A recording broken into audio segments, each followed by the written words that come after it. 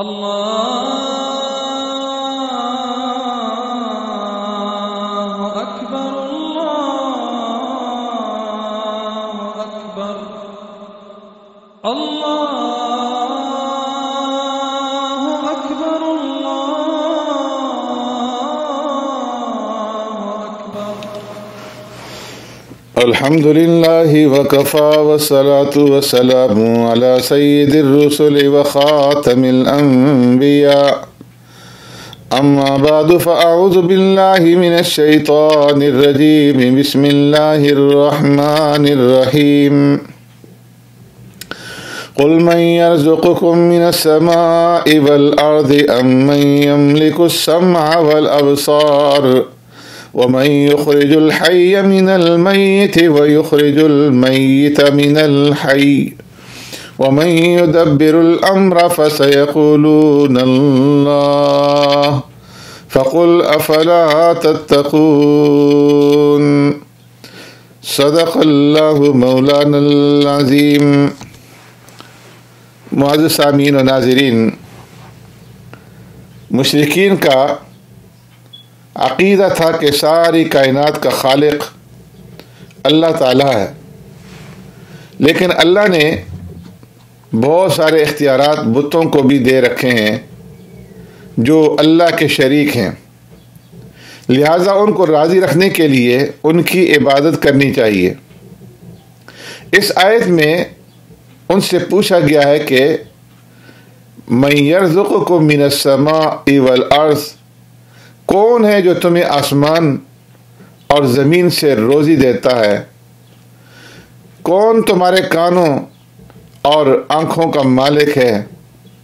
کون ہے جو زندہ کو مردہ سے نکالتا ہے اور مردہ کو زندہ سے؟ کون ہے جو ہر کام کا انتظام کرتا ہے؟ تو فرمایا کہ فَسَيَقُولُونَ اللَّهُ، یہ لوگ کہیں گے کہ اللہ۔ تو تم ان سے کہو کہ پھر بھی تم اللہ سے ڈرتے نہیں؟ جب ہر چیز کا مالک اللہ تبارک و تعالی ہے تو پھر عبادت کے لائق و مستحق بھی تو اللہ تبارک و تعالی ہی کی ذات ہے۔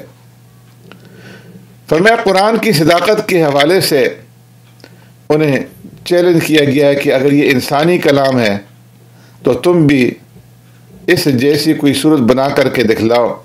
فَأْتُوا بِصُورَةٍ مِثْلِهِ، اس مقصد کے لیے عرب و عجم میں سے اپنی مدد کے لیے جسے تم بلانا چاہتے ہو بلا لو۔ پھر اللہ ان کی تکذیب کا سبب خود ہی فرما دیا، وہ یہ کہ انسان کی طبیعت ایسی ہے کہ وہ جس چیز سے جاہل ہوتا ہے، اس کی حقیقت سمجھ نہیں پاتا تو سرے سے اس کا انکار ہی کر دیتا ہے۔ مشرکین نے توحید اور بعث بعد الموت اور قرآن کی صداقت کا جو انکار کیا تو اس کی ایک بڑی وجہ ان کی جہالت اور عدم علم بھی تھا۔ اس صورت میں انہیں کہیں زجر و تنبیہ کے ساتھ اور کہیں نصیحت اور خیرخواہی کے انداز میں ان تینوں بنیادی عقائد کے بارے میں ہٹ درمی چھوڑنے اور ایمان لانے کی دعوت دی گئی ہے۔ قرآن کریم کی اعلیٰ صفات بیان کرتے ہوئے فرمایا، اے لوگو قد جاءتکم موعظۃ من ربکم وشفاء لما فی الصدور، کہ تمہارے پاس تمہارے رب کی طرف سے نصیحت، دلوں کی بیماری کی شفا اور ایمان والوں کے لیے ہدایت اور رحمت آ پہنچی ہے۔ فرمایا آپ فرما دیں کہ یہ کتاب اللہ کے فضل اور اس کی رحمت سے نازل ہوئی ہے، تو چاہیے کہ لوگ اس سے خوش ہوں۔ یہ اس مال اور دولت سے کہیں بہتر ہے جسے وہ جمع کرتے ہیں۔ پھر اس کے بعد اگلے رکوع میں فرمایا وَمَا تَكُونُ فِي شَأْنٍ وَمَا تَتْلُو مِنْهُ مِنْ قُرْآنٍ، یہاں سے مشرکین مرنے کے بعد دوبارہ اٹھنے کو اس وجہ سے ناممکن سمجھتے تھے کہ جب انسان مر کر کے مٹی میں مل جائے گا تو قیامت کے دن یہ کیسے پتہ چلے گا کہ مٹی کا یہ ذرہ فلاں انسان کا ہے اور یہ ذرہ فلاں انسان کا ہے؟ تو اس کا جواب دیا گیا کہ اللہ تعالیٰ کے علم اور قدرت کو اپنے علم پر قیاس نہ کرو۔ اللہ تبارک و تعالیٰ کا علم اتنا وسیع ہے کہ کائنات کی کوئی چیز خواہ وہ چھوٹی ہو یا بڑی اللہ رب العزت کے علم سے مخفی نہیں ہے۔ تو پھر اللہ تبارک و تعالیٰ کے لیے ان ذرات کو اکٹھا کر کے انسانی شکل بنا دینا یہ کون سا مشکل کام ہے؟ آسمان اور زمین میں جو کچھ بھی ہے سب اللہ رب العزت دیکھ رہا ہے اور ہر ایک کا عمل اس کے سامنے ہے، اس سے چھوٹی بڑی کوئی چیز پوشیدہ نہیں۔ پھر اولیاء اللہ کی صفت بیان کی گئی ہے کہ انہیں قیامت کے دن نہ کوئی خوف ہوگا اور نہ وہ غمگین ہوں گے، کیونکہ وہ ایمان پر جمے رہتے ہیں اور تقوی ان کا شعار ہوتا ہے۔ پھر پیارے پیغمبر صلی اللہ علیہ وسلم کو تسلی دی گئی ہے کہ آپ دشمنوں کی سرگرمیوں اور ان کی اجتماعیت سے نہ گھبرائیں، اللہ تبارک و تعالیٰ ان کا زور توڑ کر کے رہے گا۔ اور پھر شرک اور مشرکین کی مذمت ہے، افرمایا قالوا اتخذ اللہ ولدا سبحانہ هو الغنی، ان لوگوں کی تردید ہے کہ جو خدا کے لیے بیٹا ہونے کا عقیدہ رکھتے ہیں۔ توحید کے دلائل اور بعث بعد الموت کا یقینی ہونا اور قرآن کریم کی صداقت بیان کرنے اور مشرکین کے گمانوں کی تردید کے بعد عبرت اور نصیحت کے لیے 3 قصے بیان فرمائے گئے ہیں، جن میں سے پہلا قصہ شیخ الانبیاء حضرت نوح علیہ السلام کا ہے، جن کی عمر اور زمانہ تبلیغ تمام انبیاء علیہ السلام سے زیادہ طویل، لیکن ان پر ایمان لانے والے بہت ہی کم لوگ تھے۔ فرمایا انہوں نے اپنی قوم کے متکبر سرداروں کے مقابلے میں اللہ کی ذات کے اوپر توکل اور بھروسہ کیا، اللہ کا پیغام سنانے کے لیے کوئی عوض اور کوئی تنخواہ کا مطالبہ نہیں کیا۔ اللہ نے انہیں اپنے پیروکاروں کے ساتھ کشتی میں بچا لیا، اور جو ان کے مخالفین تھے ان کو طوفان میں غرق کر کے عبرتناک انجام سے دوچار کر دیا۔ پھر موسیٰ اور ہارون علیہ السلام کا واقعہ بیان کیا گیا ہے کہ ان کو فرعون اور اس کے سرداروں کے پاس بھیجا گیا، انہوں نے متکبرانہ انداز میں ان دونوں پیغمبروں کو جھٹلایا، موسیٰ علیہ السلام سے معجزات دکھلانے کا مطالبہ کیا، اور جب انہیں معجزات دکھلائے گئے تو انہیں جادو قرار دے کر مقابلے کے لیے اس دور کے بڑے بڑے جادوگر بلائے۔ موسیٰ علیہ السلام نے فرمایا کہ تمہارا جادو میرے معجزے کے مقابلے میں ناکام ہو کر کے رہے گا۔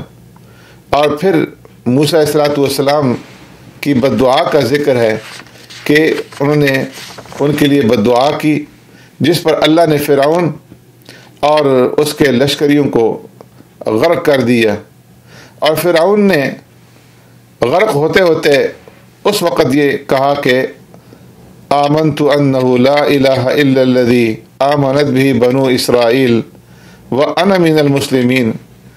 غرق ہوتے وقت اس نے کلمہ پڑھا، لیکن اللہ نے اسے رد کر دیا اور فرمایا کہ الآن وقد عصیت قبل وکنت من المفسدین، کہ زندگی بھر تو فساد مچاتا رہا، اور اب جب موت اپنی آنکھوں کے سامنے دیکھ رہے ہو تو اب ایمان لاتے ہو۔ فرمایا کہ حالت نزع کا ایمان یہ قابل قبول نہیں۔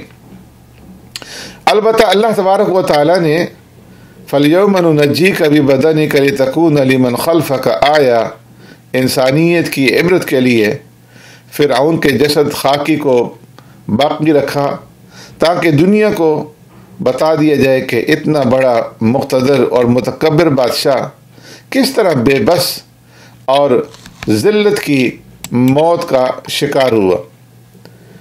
اس کے بعد تیسرا قصہ حضرت یونس علیہ السلام کا ہے، اور انہی کے نام پر اس سورت کا نام سورہ یونس رکھا گیا ہے۔ قرآن کریم میں حضرت یونس علیہ السلام کا صراحتاً نام 4 جگہ آیا ہے۔ 2 مقامات پر انہیں مچھلی والا پیغمبر کہہ کر کے مخاطب کیا گیا ہے۔ وہ اپنی قوم کے ایمان سے مایوس اور اللہ کا عذاب آنے کو یقینی دیکھ کر کے نینوا کی سرزمین چھوڑ کر چلے گئے۔ آگے جانے کے لیے جب وہ کشتی میں سوار ہوئے تو کشتی والوں نے سمندر میں طغیانی کی وجہ سے انہیں سمندر میں پھینک دیا۔ ایک بڑی مچھلی نے انہیں نگل لیا۔ اللہ نے انہیں مچھلی کے پیٹ میں بھی زندہ رکھا، اور بالآخر چند روز بعد مچھلی نے یونس علیہ السلام کو ساحل پر اگل دیا۔ ادھر یہ ہوا کہ ان کی قوم کے مرد اور عورتیں، بچے اور بوڑھے، ان کے جانور، یہ سب صحرا میں نکل گئے، اور انہوں نے آہ و زاری اور توبہ استغفار شروع کر دیا جب انہیں معلوم ہوا کہ اللہ کے پیغمبر انہیں چھوڑ کر کے چلے گئے ہیں اور اب عذاب یقینی ہے۔ تو انہوں نے اللہ رب العزت کے سامنے سچے دل سے توبہ کی اور ایمان قبول کر لیا، جس کی وجہ سے اللہ کا عذاب ان سے ٹل گیا۔ یہ 3 قصے ذکر کرنے کے بعد مشرکین کو تنبیہ کی گئی ہے کہ اگر وہ کفر اور شرک سے باز نہ آئے تو قیامت سے پہلے ہی ان پر عذاب آ سکتا ہے۔ پیارے پیغمبر صلی اللہ علیہ وسلم اور مومنین کو بشارت سنائی گئی ہے کہ اللہ رب العزت کی مدد قریب ہے، اور فرمایا کہ ہماری سنت ہے کہ ہم بالآخر اہل ایمان کو نجات دیتے ہیں، جیسے کہ یونس علیہ السلام کی قوم کو ہم نے نجات دی۔ جیسے سورہ یونس کی ابتدا قرآن کریم کے ذکر سے ہوئی تھی، اسی طرح اس کی انتہا بھی اس سچی کتاب کی اتباع اور پیروی کے حکم پر ہو رہی ہے۔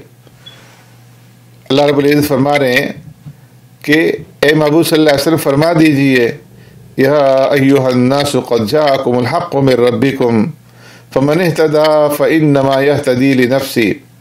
اے انسانوں، تمہارے پاس تمہارے پروردگار کی جانب سے حق یعنی قرآن کریم آ چکا ہے، تو جو کوئی ہدایت حاصل کرتا ہے تو اس ہدایت کا فائدہ اسی کو ہوگا، اور جو گمراہی اختیار کرتا ہے تو اس گمراہی کا وبال بھی اسی پر پڑے گا۔ وما انا علیکم بوکیل، اور میں تم پر وکیل نہیں ہوں۔ فرمایا کہ اے پیغمبر، اتبع ما یوحی الیک، آپ اسی کی اتباع کیجئے جو کلام آپ کی طرف وحی کیا جاتا ہے، اور صبر کیجئے یہاں تک کہ اللہ فیصلہ کر دے، اور وہ خیر الحاکمین، وہ سب سے بہتر فیصلہ کرنے والا ہے۔ سبحانک اللہم و بحمدک، نشہد ان لا الہ الا انت، نستغفرک و نتوب الیک۔